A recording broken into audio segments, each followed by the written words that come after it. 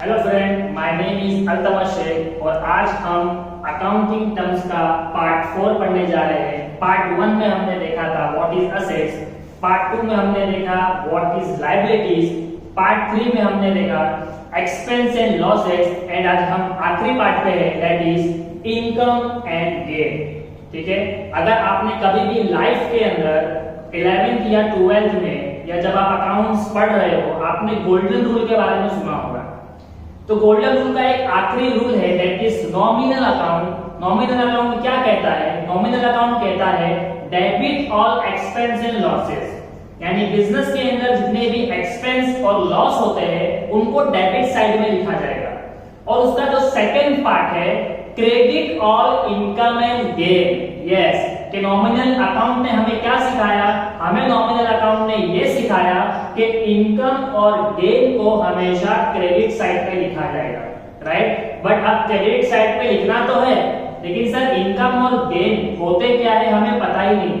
तो आज के लेक्चर में मेरी पूरी कोशिश ये है कि आपको अच्छे से एक्सप्लेन कर दूं इनकम और गेन में फर्क। इनकम और गेन हमेशा साथ में बोला जाएगा, बट इनका मीनिंग थोड़ा सा अलग हो जाता है।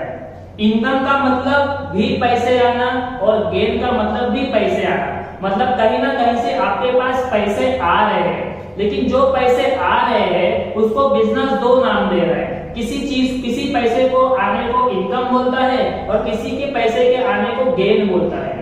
तो इनकम और गेन में क्या फर्क है आपको सिर्फ वो समझना है। अगर आपने मेरा लेक्चर एंड तक देखा बच्चों, तो आई प्रॉमिस कि आपको इनकम और गेन बहुत अच्छे से समझ में आ जाएगा और आप जब अकाउंट्स के प्रॉब्लम को सॉल्व करोगे तो आप बहुत क्लियरली डिफाइन कर पाओगे सर इनकम कौन सी और गेन कौन सा है।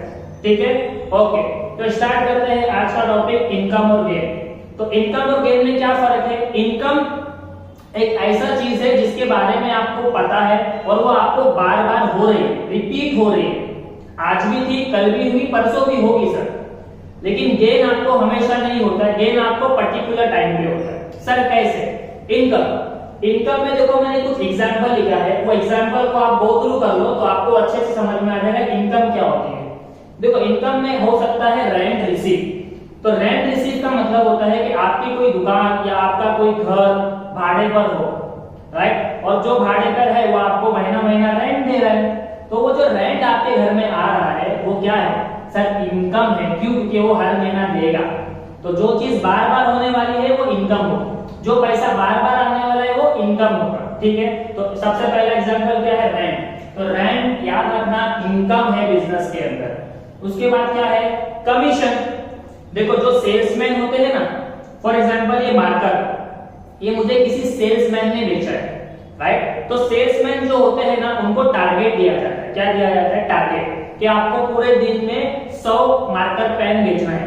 अगर आपने 100 मार्कर पेन बेचा तो आपको क्या मिलेगा? आपको उसके ऊपर पैसा मिलेगा जिससे हम कमीशन कहते हैं। क्या कहते हैं? कमीशन। फॉर एग्जांपल ये मार्कर है 15 रुपए का, आपको ऑफिस वाले ने बोला 15 रुपए का मार्कर है, अगर तू इसको 18 रुपए में बेच के देगा ना मैं तेरे को उसके ऊपर कमीशन दूंगा।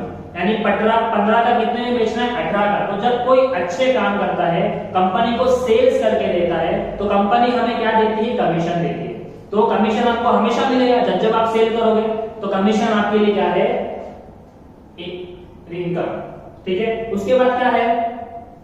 डिविडेंड। देखो डिविडेंड का सिंपल मतलब ये है कि शेयर्स के बारे में आपने सुना है। यस, जो मार्केट में पैसा लगाते हैं ना, शेयर्स में पैसा लगाते हैं। यस, तो जब कोई बंदा शेयर्स खरीदता है तो उस शेयर्स के ऊपर आपको कंपनी कुछ पैसे देती है, जैसे कि बैंक इंटरेस्ट देती है या इंटरेस्ट लेती है, वैसे ही शेयर्स के ऊपर भी कुछ पैसे मिले जाते हैं। उस पैसे को कहते हैं डिविडेंड।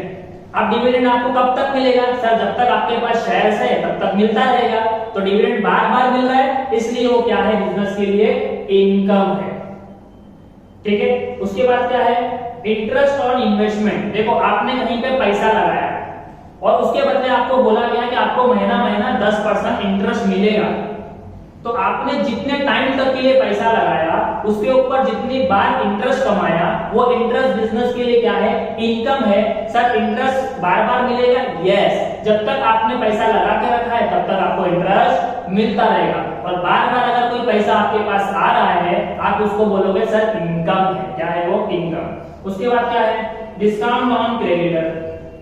देखो क्रेडिटर कौन होता है? हमें व्हाट इज लायबिलिटी में पढ़ाया था क्रेडिटर।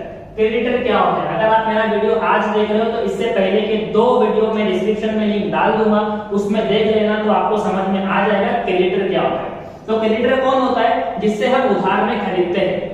तो जब भी आप कोई भी चीज उधार में खरीद रहे हो, चलो या कैश देके खरीद रहे हो, लेकिन आपको सामने वाला अगर कुछ डिस्काउंट दे रहा है तो वो डिस्काउंट आपके लिए इनकम बन जाता है। तो कभी भी जब भी आपने परचेज किया और आपको सामने वाले ने क्या दिया? डिस्काउंट, तो वो क्या बन जाएगा? वो डिस्काउंट बन जाएगा इनकम। अब आप बताओ सर डिस्काउंट तो रोज रोज नहीं मिलेगा, जब जब आप परचेज करोगे तब तब मिलेगा। यस, तो इसलिए वो क्या है? इनकम है, क्योंकि बिजनेस में परचेज तो रोज करना पड़ता है, बराबर। तो मैंने आपको जो 5 एग्जांपल दिया है, आई होप आपको समझ में आ गया कि इनकम का मतलब होता है जो बार बार रिपीट होती है, जैसे कि रेंट का मिलना, कमीशन का मिलना, डिविडेंड का मिलना, इंटरेस्ट का मिलना और डिस्काउंट का मिलना। इसके बाद सेकंड पार्ट में हम देखेंगे गेन। देखो गेन का मतलब होता है फायदा, गेन का मतलब होता है प्रॉफिट। तो प्रॉफिट आपको रोज रोज नहीं होता है। देखो प्रॉफिट का एकदम सिंपल सा एग्जांपल है, profit on sale of furniture. एक एग्जांपल आपको गेन समझ में आ जाएगा कि आपने किसी फर्नीचर को या आपने किसी मोबाइल फोन को या आपने किसी कंप्यूटर को या आपने किसी घर को ज्यादा दाम में बेचा, तो ज्यादा दाम में जो बेचा वो आपका प्रॉफिट है।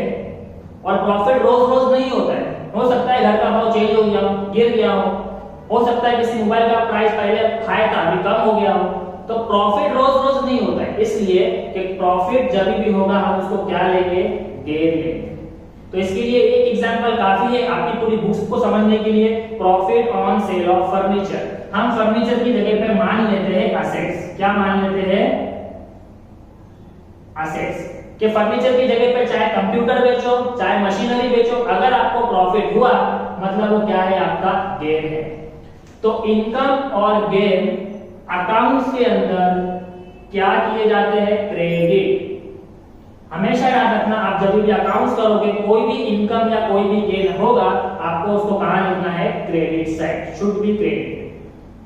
सो आई होप आपको आज की वीडियो में बहुत आसानी से समझ में आ गया कि इनकम और गेन में क्या फर्क है और इनको अकाउंट्स में क्या किया जाता है? क्रेडिट किया जाता है। इसके अलावा अगर आपको कोई भी डाउट है आप प्लीज मुझे कमेंट बॉक्स में शेयर करो, और अगर वीडियो पसंद आया है तो लाइक करो, शेयर करो और सब्सक्राइब करो, ताकि आने वाले वीडियो का नोटिफिकेशन आपको मिल जाए। आज के लिए बस इतना ही। सेफ रहो और अच्छे से स्टडी करो। Thank you so much.